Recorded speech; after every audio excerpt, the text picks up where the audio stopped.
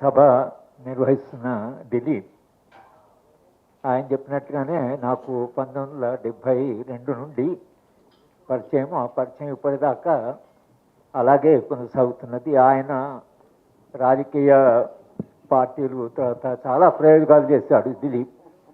ఆయన మైండ్ ఎప్పుడు యాక్టివ్గా ఉండి ఏదైనా ఒకటి చేయాలి అనే ప్రయత్నం చేయడంలో భాగంగా ఇవాళ ఈ మూసీ ప్రాజెక్ట్ గురించి మనందరినీ పిలిచి మన అభిప్రాయాలు కనుక్కొని ప్రభుత్వానికి వాళ్ళ పార్టీ తరఫున సలహాలు ఇవ్వాలి అనే ప్రయత్నం ఏదైతుందో అది చాలా మంచి ప్రయత్నం. ఎందుకంటే ఒక ప్రాజెక్ట్ గురించి భిన్నమైన వర్గాలు ఏమనుకుంటున్నాయి, తర్వాత సమస్యలు ఏమిటి, దీన్ని పారదర్శకంగా ప్రజానుకూలంగా అక్కడ నివసించేటువంటి ప్రజల జీవనము అస్తవ్యస్తం కాకుండా ఈ ప్రాజెక్టు నిర్మాణం జరగాలి అనేటువంటిది బహుశా ఇక్కడ కూర్చున్న చాలామంది అభిప్రాయం. మూసీ ప్రాజెక్ట్ని మనం ఎవరము అపోజ్ చేయడం లేదు. బహుశా ఇక్కడ కూర్చుని ఎవరు కూడా మూసీ ప్రక్షాళన వద్దు అనేవాళ్ళు ఉందని నేను అనుకోవడం లేదు.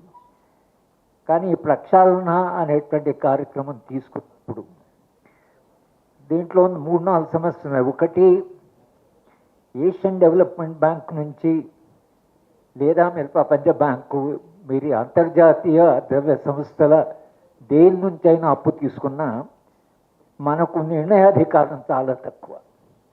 వాళ్ళు పెట్టేటువంటి నియమాలు, వాళ్ళు పెట్టేటువంటి నియంత్రణ ఏదైతుందో చాలా ఉంటుంది. ప్రపంచ బ్యాంక్ కానివ్వండి, ఏషియన్ డెవలప్మెంట్ బ్యాంక్ కానివ్వండి. ఒక ఉదాహరణ చెప్పాలంటే ఏషియన్ డెవలప్మెంట్ బ్యాంక్ నుంచి మనము ఎలక్ట్రిసిటీ కొరకని అప్పు, ఇప్పుడు ఎస్ఆర్ శంకరం గారు, బహుశా మీరు అంతా ఆయన పేరు విని ఉంటారు.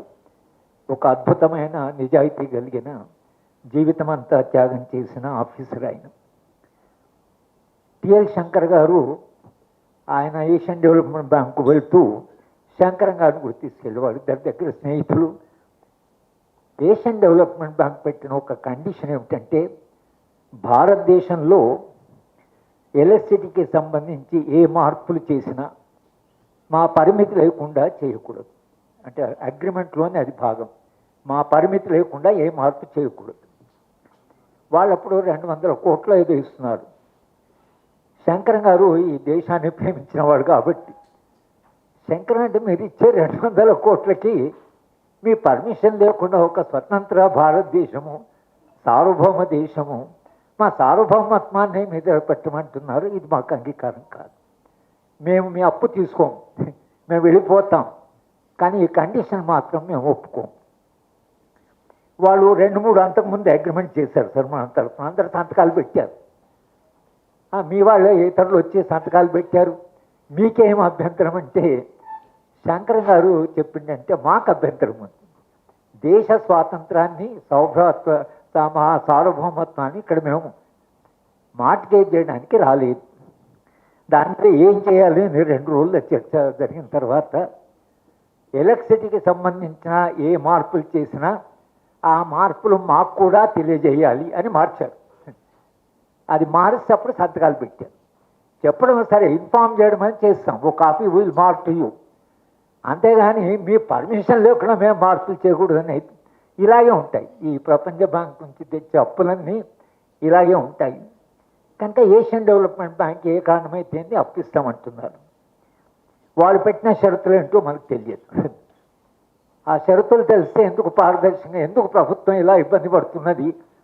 ఎందుకంటే మూసి ప్రక్షాళన అందరం అంటున్నాం. ప్రత్యేక అలాంటి వాళ్ళకు మేము మేధా పాట్కర్ వచ్చినప్పుడు పాదయాత్ర చేసాము మూసి ప్రాంతంలో. మేమందరం ముక్కులు మూసుకొని పోతే వాళ్ళు అంటున్నారు, మీకు 10 నిమిషాలు 20 నిమిషాలు ముక్కులు మూసుకుంటున్నారు, మేము ఇక్కడ ఎట్లా బతుకుతున్నాము, మీరు ఎప్పుడైనా ఆలోచించారని అడిగారు. అది నిజంగా మనందరికీ చెంపదెబ్బ కొట్టినట్టుగా అనిపించింది మాకు. మనం అక్కడ చేస్తే వాళ్ళేమో పాపం అక్కడే జీవిస్తున్నారు. కనుక మనము ఆ చర్చలు జరిగినప్పుడు మొదట మూసీ ప్రక్షాళన ప్రారంభమైనప్పుడు ప్రభుత్వం మమ్మల్ని అందరూ కూడా పిలిచారు. నేను 3-4 మీటింగ్లకు వెళ్ళాను. ఒక దశలో ఈ మొత్తం మూసీ ప్రక్షాళన దాని సమన్వయం మీరు చేస్తారా అని నన్ను అడిగారు. నేను చెప్పాను, మీరు చేసే తప్పులని మేము నెత్తిలో వేసుకొని నేను ఇప్పుడు మూసీ ప్రక్షాళన కోఆర్డినేషన్ కమిటీలో ఏదో ఉంటే ఇక్కడ మీ అందరికీ నేను జవాబుదారి. ఎందుకంటే ఆ బాధ్యత మనం వేసుకుని మీ తలనొప్పి మాకెందుకు అంటూ కడతారు. మీరు కావాలన్నప్పుడు వస్తాము, సలహాలు ఇస్తాము, మీరేం తప్పు చేస్తే తప్పులు చెప్తాము అనేటువంటిది జరిగింది. కనుక మొట్టమొదట మనం చెప్తున్నది ఏమిటంటే, మూసీ ప్రక్షాళన అయితే మీరు చేద్దాం అనుకుంటున్నారు, మూసీ బెడ్ మీద ఉన్నటువంటి వాళ్ళు పెడుతున్నారు, వరదలు వచ్చినప్పుడు గుడిసెలు మూసుకుపోయి ఆగడుతున్నారు, చాలా అక్కడ దుర్భరమైన జీవితం కలుగుతున్నారు, ఫస్ట్ షిఫ్ట్ చేయండి. వాళ్ళని తప్పకుండా మనం షిఫ్ట్ చేయాలి. షిఫ్ట్ చేసిన తర్వాత మీరు ఎఫ్టీఎల్ ఎటు పెట్టారు, ఎంత దూరం అంటే చాలా దూరంగా తీసుకుంటాం. మూసీ బెడే కాదు, అటువైపు ఇటువైపు ఎక్స్పాండ్ చేస్తామంటున్నారు. ఎక్స్పాండ్ చేసి దేని కొరకంటే అక్కడ హోటల్ కడతాము, టూరిస్టు చేస్తాము, అవన్నీ వాళ్ళు టూరిజం సెంటర్గా కూడా దాన్ని అభివృద్ధి చేస్తాము అని అంటున్నారు. అంటే మేము ఇచ్చిన సలహా ఏమిటంటే, ముందు మీరు అక్కడ హోటల్ కడతారా, మీరేం చేస్తారు, పార్కులు పెడతారా, ఏం పెట్టినా మూసీ ప్రాంతంలో ఎవరైతే జీవిస్తున్నారో వాళ్ళకు కూడా అదే ప్రాంతంలో ఇల్లు కట్టివ్వండి. మల్టీ స్టోరీ ఇస్తారా, 2 బెడ్రూమ్ ఇస్తారా, ఏదైనా సరే వాళ్ళని అక్కడనే రిహాబిలిట్ చేయండి. ఎందుకంటే అక్కడ మీరు హోటల్లో వస్తే అంటున్నా వస్తే అక్కడే వాళ్ళకి ఏదో పని దొరుకుతుంది. 2 సమస్యలు అయితే దీంట్లో. ఒకటి, మీరు మూసీ బెడ్ మీద నివసించే వాళ్ళని షిఫ్ట్ చేయాలి. రెండవది, మూసీ పెట్టిపోయిన వాళ్ళని కూడా షిఫ్ట్ చేయాలి అని మీరు అంటున్నారు. ఆ షిఫ్ట్ రిహాబిలిటేషన్ ఏదైతుందో అది మనకు పెద్ద సమస్య. మూసీ ప్రక్షాళనలో ఇవాళ ప్రధానమైన సమస్య, మూసీకి అటువైపు ఎవరైతున్నారో వాళ్ళని ఖాళీ చేయించి వేరే ప్రాంతానికి తీసుకుపోవాలి అనే ప్రయత్నం ఏదైతుందో దాంట్లో ఎన్ని సాధక బాధకాలు ఉన్నాయి సార్, మనం ఊహించలేని బాధలు ఉన్నాయి. మొట్టమొదటి సమస్య ఏంటంటే, వాళ్ళని ఎక్కడో తీసుకెళ్ళి 2 బెడ్రూమ్ టీఆర్ఎస్ పార్టీలు కట్టిపోతున్నాయి, వీళ్ళు కూడా 2 బెడ్రూమ్ అని అంటున్నారు. వీళ్ళు అనే 2 బెడ్రూమ్ పోతే ఏదో ప్రాంతం తీసుకుపోయి మాకు ఇల్లు ఇస్తారు. మాకు ఊళ్ళల్లో ఇక్కడ మాకు ఊళ్ళలో గడుస్తును ప్రతి గ్రామంలో ఏదో కొంత భూమి ఉంటుంది. గ్రామంలో ఇల్లు లేకుండా వాడు ఎవరు ఉండరు, ఏదో ఒక రకం ఇల్లు ఉంటుంది. మేము ఇల్లు లేక రాలేదు, మేము పని కొరకు వచ్చాం. మీరు ఇల్లు ఇస్తామంటున్నారు, కానీ మీరు ఆ ఇంటికి తర్వాత మా పని ఏమవుతుంది, అప్పుడు మేము ఎక్కడ పోయి పని చేయాలి అనేది ఒక సమస్య. రెండవది, పిల్లల చదువు. ఈ కాలేజీ కూడా పెట్టి జూనియర్ కాలేజ్ ఉన్నాయి ఆ ప్రాంతంలో, పిల్లలు అక్కడ పెడుతున్నారు. ఇంకెక్కడో పెడితే మా పిల్లలు ఎక్కడ చదువుతారు, ఎక్కడ ప్రభుత్వం ఏముందంటే మీ పిల్లలకి అక్కడ దగ్గర ఉంటే వాళ్ళకి అడ్మిషన్ ఇప్పిస్తాం, తప్పకుండా అడ్మిషన్ బాధ్యత మేము తీసుకుంటాం అనేటువంటి ఒక మాట అన్నాడు. అడ్మిషన్ మీరు తీసుకుంటారు కానీ పక్కకే ఏ కాలేజో స్కూల్ ఉంది, మరి అక్కడ పోతే మా పిల్లలు ఎక్కడ పోతారు, వాళ్ళు దూరం ఉన్న స్కూల్లో పెడితే ట్రాన్స్పోర్ట్ ఇస్తామన్నారు. ఇవన్నీ ఒక అనేది రిహాబిలిటేషన్లో పిల్లల చదువు, వాళ్ళకి చేతి నిండా పని. మూడవది ఏంటంటే, గుడిసెలు ఉండేవాళ్ళు కోళ్ళు పెంచుకుంటారు, చిన్న చిన్న గొర్రెలు మేకలు పెంచుకుంటారు.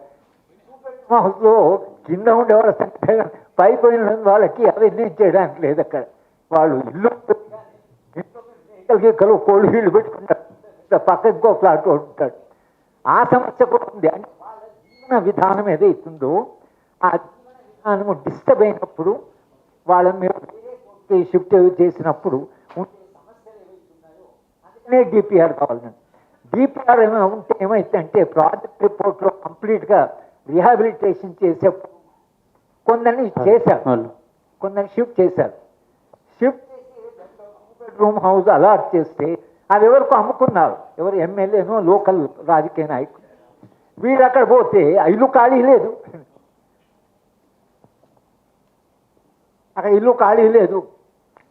మీరు ఎక్కడి నుంచి వచ్చారు, మేము ఇల్లు కొన్నామని వాళ్ళు రికార్డు చూస్తాం, ఇల్లు కొన్నాం అంటున్నారు. వీళ్ళేమో మమ్మల్ని ఇక్కడ ఖాళీ చేయించారు, గుడిసెగుడు కొట్టారు, ఎక్కడ పోయి అక్కడ ఇల్లు లేదు.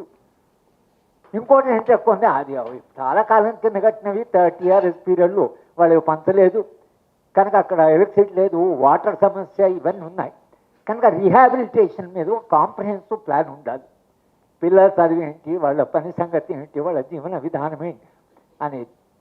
మూడో సమస్య ఏమొచ్చిందంటే ఒకే ఇంట్లో నలుగురు ఉన్నారు. ఆ గుడిసెకే గుడిసె మీద చిన్న ఇల్లు కట్టుకొని మీద కట్టుకున్నారు. రీహాబిలిటేషన్లో ఒక్క కుటుంబానికి ఇస్తారు, కానీ మిగతా కుటుంబాల మీ పేరు మీద లేదు అది గుడిసె. ఆ మిగతా కుటుంబాలు ఏం చేయాలి? వాళ్ళేమో అక్కడే ఉన్నారు. ఆయన దానకిషోర్ గారు ఆయన ఏమంటే సార్ ఇప్పుడు ఒక్కసారి ఒక్క మనిషికి మనం ఇస్తాం, కానీ నలుగురు ఉన్నారంటారు. పోనీ నలుగురికి ఇస్తామంటే రేపు పొద్దున అందరు కుటుంబాలను తీసుకొస్తారు, ఇల్లు ఇస్తున్నారు రాండి. ఎవరు దాంట్లో ముగ్గురు ఉన్నారో ఎవరు నలుగురు ఉన్నారో మనకి ఎలా తెలవాలి అని ఆయన ఏమన్నాడంటే 24 గంటల్లో మాకు రిపోర్ట్ ఇవ్వండి, ఇంకెక్కువ టైం తీసుకోకుండా 24 గంటల్లో ఎక్కడెక్కడ ఒక్క కుటుంబం కంటే ఎక్కువ కుటుంబం ఉన్నారో వాళ్ళు లిస్ట్ తీసుకురండి అన్నారు.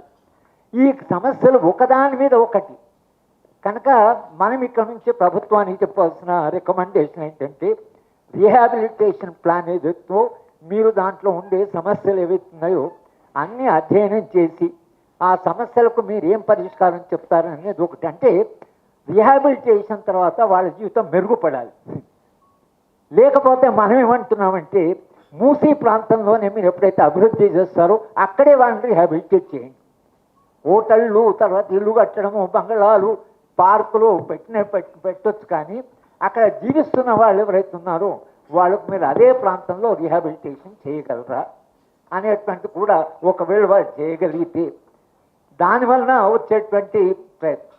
ఇంకా దానికంటే పెద్ద ప్రాబ్లం సారుకు తెలుసు, గంగా నది ప్రక్షాళన. మీరు ఎంతకాలంగా గంగా ప్రక్షాళన గురించి మాట్లాడుతున్నాం. ఏ నది అయినా భారతదేశంలో ఏ నది అయినా కూడా అది పూర్తిగా అసలు కలుషితం కావడానికి ప్రధాన కారణము పరిశ్రమలు. పరిశ్రమలు ఏం చేస్తారంటే అక్కడ ఎక్కడో పెడతాడు వాడు ఎఫ్లెంట్స్ అని తెచ్చి నది పడేస్తారు. గంగా అంత పవిత్రమైన నది, మీరు చూసే ఊళ్ళు అది జల్దరించిపోతారు ఎటువంటి గంగా. ఎందుకంటే నేను చిన్నప్పుడు మా అమ్మమ్మ ఇంకా గంగా ఉన్నప్పుడు గంగానమ్మని నేను నా వృత్తిరీత్యా బెనారస్ వెళ్ళినప్పుడల్లా గంగాన్న దూరం చూడము, కానీ లోపల పడి స్నానం చేసే పరిస్థితి లేదు. దాని కొరకు భారతీయ జనతా పార్టీ వాళ్ళు చాలా ప్రయత్నం చేస్తారు. ఎంత ప్రయత్నం చేసినా అన్ని పరిశ్రమలు మూవ్ చేయడము, లేక అన్ని పరిశ్రమలు ఎఫ్లెంట్స్ను ట్రీట్ చేయమని అంటేను వాళ్ళు నది పక్కకి ఎందుకు వస్తారంటే ఉన్న ఆ కలుషిత పదార్థాలని అక్కడ పడేయచ్చు, దాని మీద కాస్ట్ తగ్గుతుంది వాళ్ళ ప్రొడక్షన్. ఇవాళ మూసీ విషయం కూడా ఆలయం. నేను 1960లో చదువుకోవడానికి హైదరాబాద్ వచ్చినప్పుడు హై స్కూల్ పాస్ అయ్యి మా గ్రామంలో మూసీ చాలా బ్రహ్మాండం ఉండేది, చాలా హైగా అనిపించేది. అటువంటి మూసీ చూస్తుంటేనే కలుషితం అయిపోయింది. ఈ కలుషితాలు ఎక్కడి నుంచి వచ్చాయంటే పరిశ్రమల వాళ్ళు ఎవరైతున్నారో ఆ కలుషితాలని ఇక్కడ కలుపుతున్నారు. ఫార్మస్యూటికల్ ఇండస్ట్రీ, ఇప్పుడు ఇథనాల్ లాంటి పెడితే ఇంకా కలుషితం. మీరు పరిశ్రమలకి ఏం చేస్తారు? పరిశ్రమలో ఎఫ్లూయెంట్స్ పెట్టి మీరు ట్రీట్మెంట్ చేసి అది చెయ్యండి అని అంటే దాని కాస్ట్ చాలా పెరిగిపోతుంది. వీళ్ళేమంటారు అంటే పరిశ్రమలు రావు సార్, అటువంటి కండిషన్ పెడితే పరిశ్రమలు రావు హైదరాబాద్.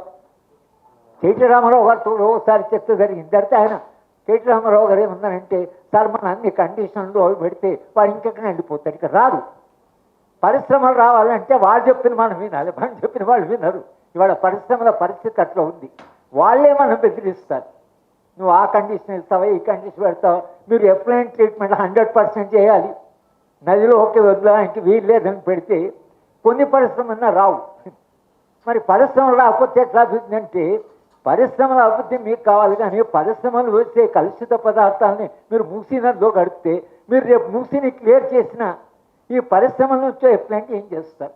దాని విషయంలో కూడా మనము రికమెండేషన్ చేయాలంటే పరిశ్రమలన్నీ మీరు అక్కడ దూరంగా తీసుకుపోతారా, వాళ్ళు కలుషితాలని కలపకుండా ఏం ప్రణాళిక వేస్తారు అని చేయకపోతే మూసీ ప్రక్షాళన చేసిన తర్వాత కూడా అది కొనసాగుతుంది.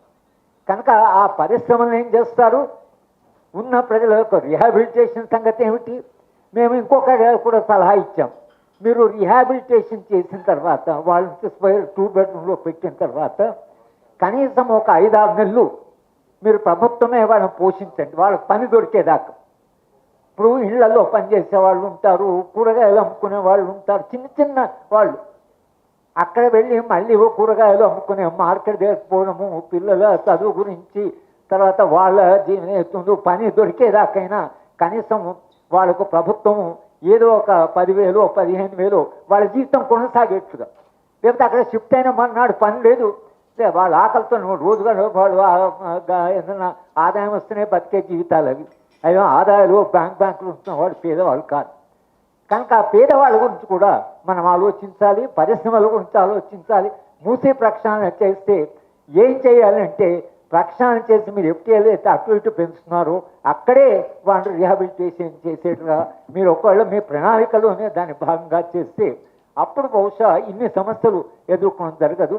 ఏషియన్ డెవలప్మెంట్ బ్యాంక్కి మీరు వాళ్ళు చెప్పిన కండిషన్ కాకుండా మనం కూడా మాకు కూడా ఇవన్నీ ఉన్నాయి, పేదవాళ్ళు ఉన్నారు, వీళ్ళ రీహాబిలిటేషన్ సమస్య ఉంది, ఇవన్నీ మాకు సమస్యలు ఉన్నాయి కాబట్టి మీ అప్పు మాకు ఇచ్చారు కానీ పూర్తి నియమాలు పెట్టకండి, పూర్తి మమ్మల్ని ఆ కండిషన్ కండిషన్ పెట్టకండి.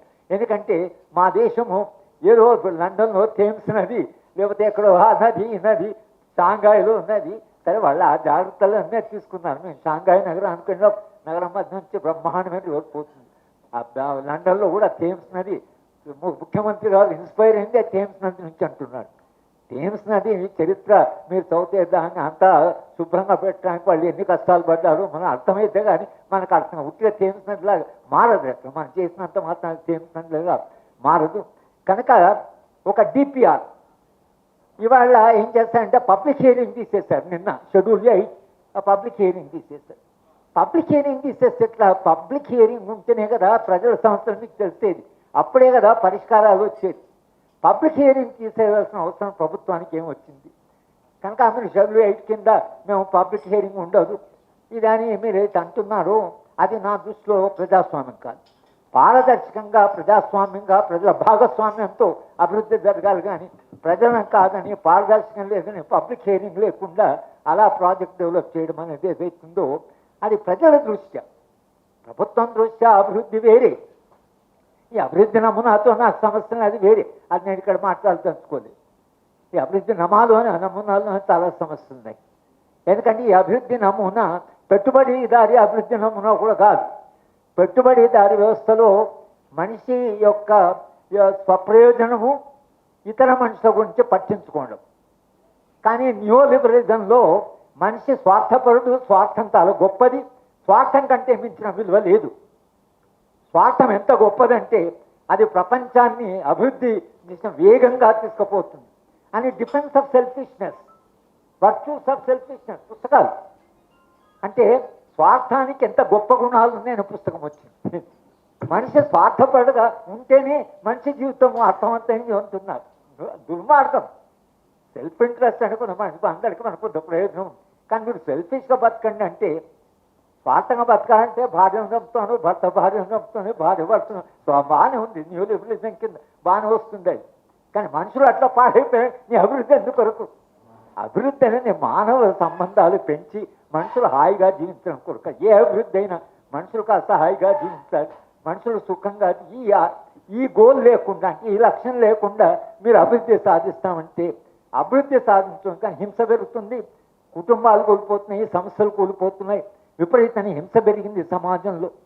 కనుక ఇది అంటే మీరు ఆ మోడల్ దానికి మనం నిరంతరంగా దాన్ని చర్చ చేస్తున్నాం. కానీ మన తెలంగాణ వరకైతే తెలంగాణ పోరాడి సాధించింది. ఎందుకంటే ఒక మానవీయమైన తెలంగాణ, మానవ సంబంధాలనే కాస్త మెరుగైన తెలంగాణ, హింస లేని తెలంగాణ అనేటువంటి దృష్టితో అందరికీ చదువు ఇచ్చే తెలంగాణ, కేజీ టు పీజీ ఉచిత విద్యార్థం, ఉస్మానియా జనరల్ హాస్పిటల్లో పూర్వ వైభవం వస్తున్నాం.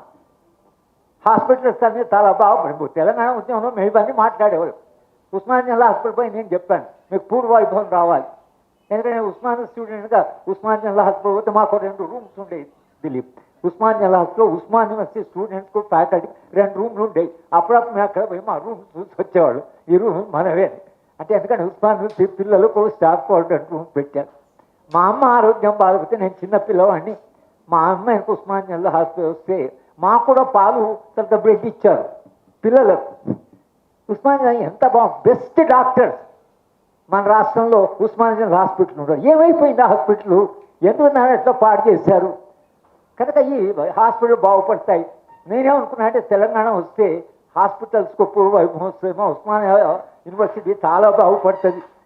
మేము టాప్ 5లో ఉండేవాళ్ళం, ఇప్పుడు ఎక్కడ కింద ఉన్నాం. ఉస్మానియా యూనివర్సిటీ బాగుపడుతుంది, విద్య ఉచితంగా వస్తుంది, కేజీ టు పీజీ వస్తుంది, ఇవన్నీ అనుకున్నాం. సరే అవన్నీ చాలా దూరం అయిపోయాయి. మనం తెలంగాణ సాధించి కనీసం తెలంగాణలో ఈ ప్రభుత్వం మేము అభివృద్ధి చేస్తామని అంటే మేము చెప్తుందంటే మీరు ప్రజల దృష్టి నుంచి ప్రజల కోణం నుంచి మీరు ఆలోచించాలి తప్పించి కేవలం అభివృద్ధి అంటే మనిషి లేకుండా అభివృద్ధి అనేది నా దృష్టిలో అది అభివృద్ధే కాదు. అభివృద్ధి అంటేనే మనిషి కొరకు.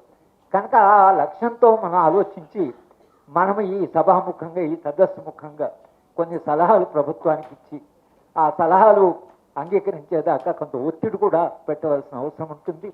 ఆ ఒత్తిడి పెట్టే దాంట్లో కూడా భాగంగా మా దిలీప్ ఇది పెట్టారు. పెద్దలు ఇక్కడ ఉన్నారు, ఆయన చాలా జీవితంలో అనుభవం ఉన్నవాడు, ఆయన మాటకు చాలా గౌరవం ఉంది. బండారు దత్తాత్రేయ గారికి ఎలాంటి వాడంటే ఆయన నేను ఎప్పుడైనా ఎయిర్పోర్ట్గా అనిపిస్తే సారు అక్కడ నిలబడి మాట్లాడేవాడు. సార్తో మాట్లాడితే ఆశ్చర్యంగా ఒకసారి సార్ గవర్నర్ ఉంటే నేను ఫోన్ చేస్తాను ఏదో పని మీద. ఫోన్ చేస్తే సార్ చెప్తున్నాడు మేము జైల్లో ఉన్నప్పుడు వరవరావు గారు మా పక్కన, ఈసారి ఇప్పటి కూడా వరవరావు గారు మా పక్కన ఉండేవాడు, మా దారిలోనే ఉండేవాడు. అవన్నీ గుర్తుపెట్టుకున్నారు. మమ్మల్ని కూడా ఆయన అభిప్రాయాలు పేరున్న ఐడియాలజికల్ ఉన్న స్నేహంలో దత్తాత్రేయ గారు అవి తీసుకురాదు. స్నేహం అంటే స్నేహమే. రామారావు గారు గవర్నర్ ఉండేవారు సార్, ఆయన భారతీయ జనతా కన్నబ్రహన్ గారిని పిలిచి వారం రోజులు తనకి ఇష్టపడు. కన్నబ్రహన్ గారికి అసలు భారతీయ జనతా పార్టీ, కానీ రామారావు గారు వ్యక్తిగతంగా కన్నబ్రహన్ గౌరవించి కన్నబ్రహన్ గారు కుటుంబంతో వెళ్ళి గవర్నర్ దగ్గర వాదించుకునేవాళ్ళు. కానీ స్నేహం వేరు, మళ్ళీ ఐడియాలజికల్ తేడా వేరు. అటువంటి స్నేహ స్పృహ అయినవాడు బండారు దత్తాత్రేయ. ఆయన కూడా ఇక్కడ మాట్లాడతారు, ఆయన చాలా అనుభవం ఉంది. అసలు వారు కూడా ఇక్కడ ఉన్నందుకు అభినందిస్తూ మా దిలీప్ నన్ను ఇక్కడ వచ్చి కొన్ని మాట్లాడండి అవకాశం ఇచ్చిన దిలీప్కు నేను ధన్యవాదాలు చెప్తున్నాను సార్.